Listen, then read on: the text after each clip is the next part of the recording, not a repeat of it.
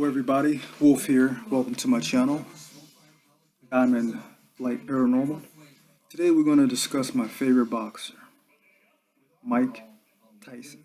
No, Kid Dynamite. No, Iron Mike Tyson. He's getting ready to have a birthday, a born day. He's turning 54 years young, and I stress y'all. You all seen the videos. The hype is real. He's always had a good chin. Back in the day, he had that thick 20 something inch neck. And he's trimming down. He's doing cardio once, twice a day. His power's there. There's a saying that speed kills. This super heavyweight had the speed that can literally kill. I always like to throw in with speed killing, power can kill.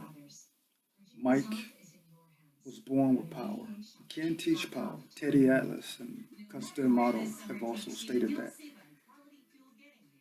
Mike was born with fast twitch muscle fibers. So he has the speed to kill, the quickness. He also has the power.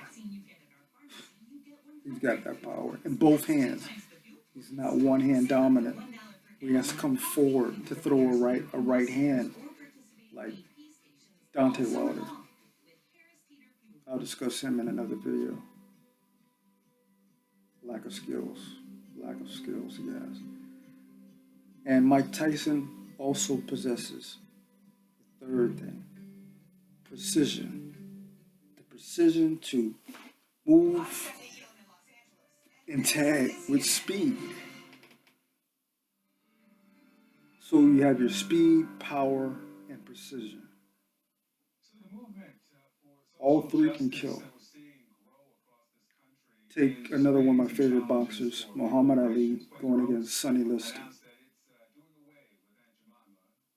1964-65, prime Ali, where he could leave his hands down. That was his defense, because he could see Sonny Liston leaning with his shoulders to throw round punches. So his center line was all open for the fast jabs. Now, I'm born with some things, but this is about Muhammad Ali.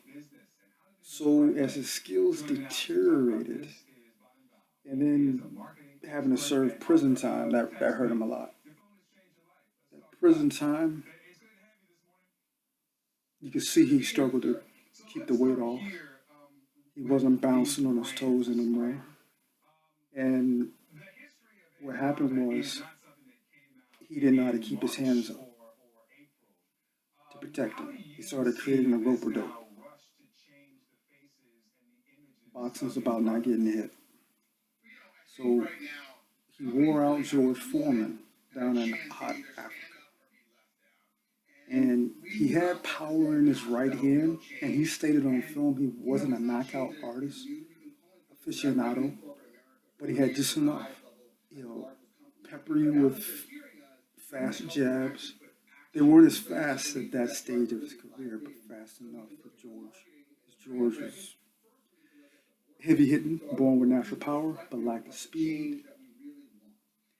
So Muhammad Ali decimated George Foreman. He let him gas himself out on his head and beating up his body, but you get hit by George Foreman, that's going to wear down the brain. So, but a young Muhammad Ali would have treated George like Sonny Liston. He would have used throwing 3 to 4 fast blind speed jabs to set up his right hand to knock out his opponents without having to suffer any damage in his brain. So I look at it like speed can kill. Muhammad Ali possessed that, but he lacked it. He was moderate in power. I'm not going to say he didn't have it. He had it. Technique. He had the technique. Let's go back to Mike Tyson.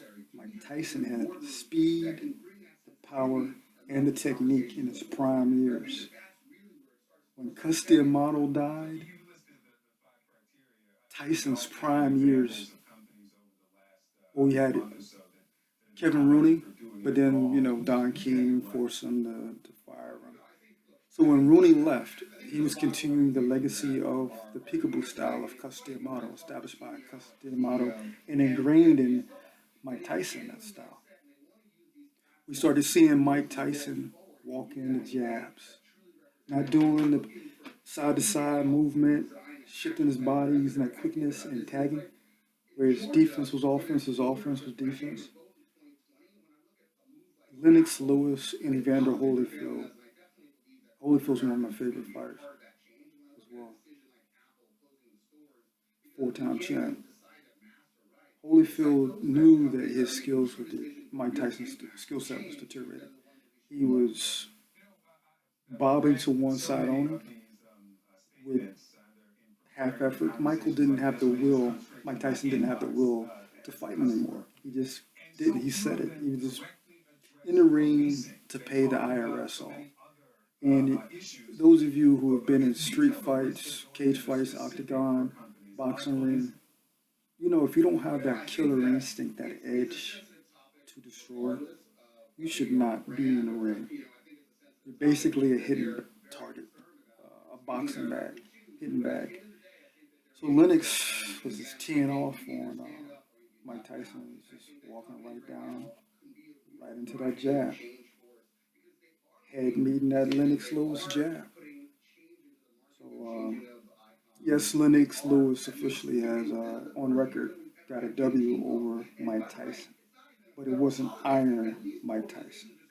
Iron Mike Tyson gave him problems when they sparred one another, when they were up and coming amateurs.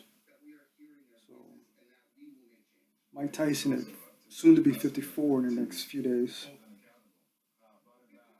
I saw the power. I saw the speed. Now, he wasn't sparring. He was teeing off on pads and a body shield of his coach, his boxing coach. But what I wanted to see was that lateral left to right movement, and I wanted to hear if he had that power. Now, I'm not a betting man. I don't gamble, but you could put him in the ring against someone to spar. He would decimate him. And today's heavyweights, from what I saw in the clips of Mike Tyson, his speed is still there at 50, basically 54 now. And he can KO anybody with his left or his right hand. So, all that to say, welcome back, champ. Iron Mike Tyson. Who knows? Maybe 2021, 2022, maybe what, 55, 56? You might see him leave the exhibition matches alone and go back to pro. Now, my thing is that boxers that are taking a lot of damage shouldn't come back. George Foreman took, a decade off and he came back and decimated all of these kids, basically. They were old enough to be his sons. Mike Tyson is, 54? He didn't suffer a lot of damage. His worst enemy was out of the boxing ring. And he's going on record saying, so there's nothing new.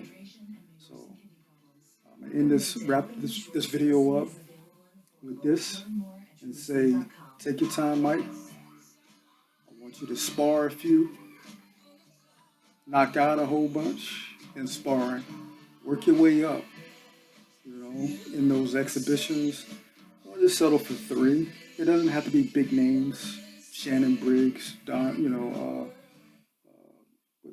White was supposed to do an exhibition with them. I don't know if that's still on or not. The great thing is they're giving it to charity. Mike is going on record saying he's giving it all, whatever, $1 million or whatever, or more, to help feed the homeless, I believe. So he's got a great heart. He's come a long way. And then eventually, if he does consider a pro, I want him to have at least